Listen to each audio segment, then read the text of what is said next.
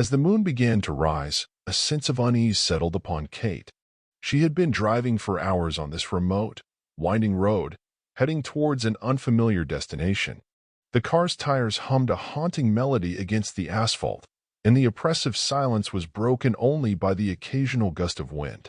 Kate had received a cryptic message from her estranged brother, Daniel, instructing her to meet him here, in the middle of nowhere.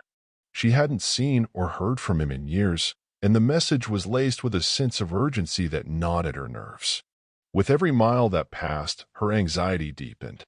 Finally, she spotted a dimly lit signpost indicating an old, abandoned gas station up ahead.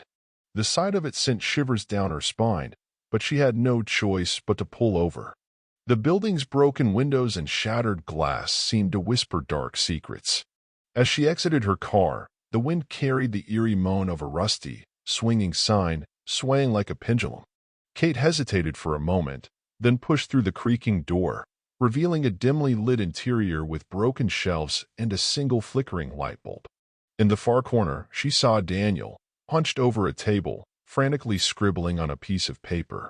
"Daniel," she called out, her voice quivering. He turned to face her, his eyes wild and full of despair. "Kate," he said, his voice shaking. "You shouldn't have come." Confusion and fear gripped Kate as she approached the table. On it lay a map filled with mysterious symbols and an assortment of newspaper clippings. They all pointed to a series of unsolved disappearances that had plagued this desolate region for years. "Why did you bring me here, Daniel?" Kate demanded. "Because," he whispered, tears welling in his eyes, "I needed someone to know the truth. These people, they were taken by something unnatural. I've been investigating it for months, and I'm close to finding out what it is." As Kate tried to process her brother's words, an ominous shadow moved behind Daniel, casting a long, grotesque silhouette on the wall. She gasped and turned, but it was too late. A nightmarish, otherworldly entity materialized, its tentacles reaching out to ensnare her.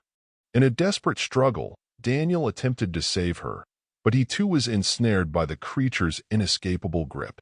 The last thing Kate saw was her brother's anguished face, and the last thing she heard were his agonized screams echoing through the desolation.